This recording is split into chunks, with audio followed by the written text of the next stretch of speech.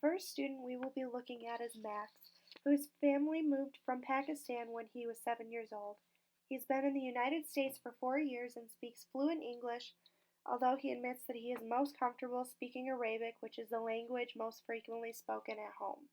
According to Max's teacher, he is reading at a sixth grade level, which is not that uncommon for the remedial English class that he is placed in.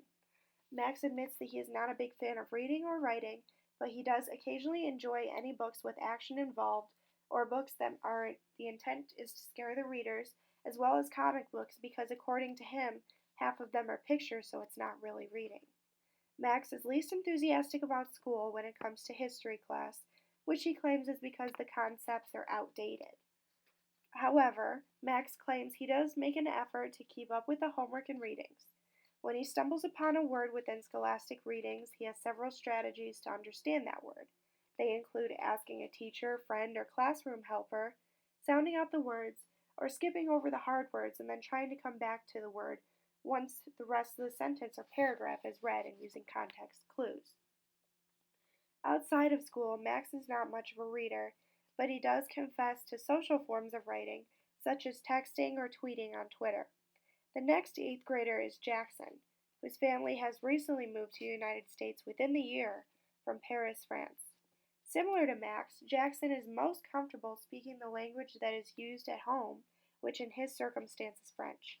Jackson is currently reading below a fourth grade reading level, so his in-class texts are the teacher-selected books and typically contain introductory vocabulary words and are made up of 10 or 11 pages with pictures to coincide for him. He likes reading the short books that his teacher provides for him to read in class because he finds that they challenge him while simultaneously building up his confidence in reading. Jackson usually reads his books out loud to a teacher or classroom assistant so that he can ask what certain words are along with their meanings if he is unsure.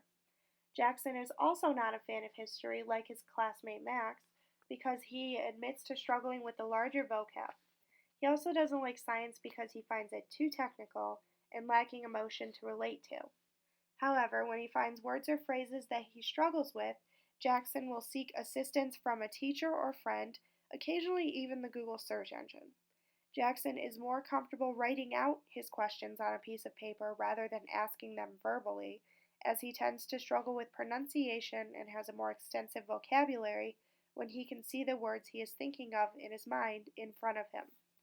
Jackson's confidence in writing transfers to his leisurely activities outside of school as he likes to write out raps with his cousin. He typically writes his lyrics in French, although he claims that he has been trying to become more advanced within the English language, so he occasionally writes raps in English with the help of his cousin. Both Max and Jackson label themselves as unsatisfactory readers, claiming that the language is too fast or very complicated compared to their home languages. Both students did not want to consider themselves proficient in school until it was asked how they thought of themselves as students within a school setting that spoke Arabic or French, respectively. Immediately, both students gained excitement, confidently claiming that if school was taught in the languages they felt more comfortable in, they would excel in their classes as proficient readers or writers. However, both students work hard within their English setting classroom to promote their literacy experiences and to gain a better understanding of the English language.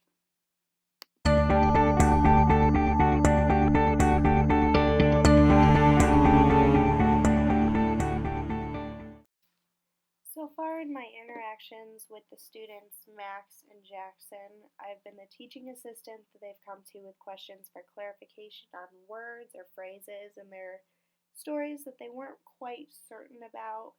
They've read to me and I've sat with them as they've taken tests just so that they can ask more specifically what the question they're being prompted with is asking.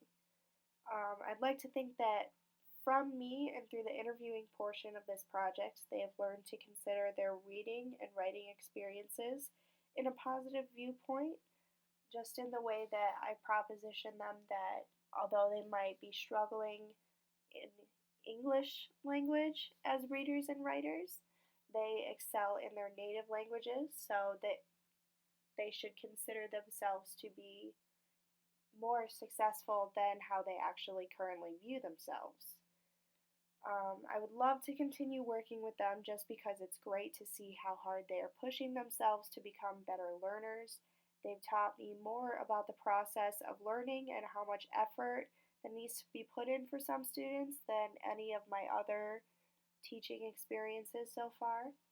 If I was the mentor teacher that I'm currently working with now, for the most part, I would continue with how the accommodations for the literacy learners are functioning just because they get to read independently on their own and seek out help when they feel that they need it, and it helps them to get more comfortable with seeking out help and with the fact that they are regarded as independent readers, they appear to respect her more. One thing that I would change is that they would be able to interact more with their students within literacy contexts just because they're so separated from what the other students are doing sometimes that it's obvious that they're a little discouraged that they're on a separate level. But other than that, the students have been great to work with. The mentor teacher has been a great role model as far as accommodating students that are struggling in the literacy learning. And it's just been a great experience so far.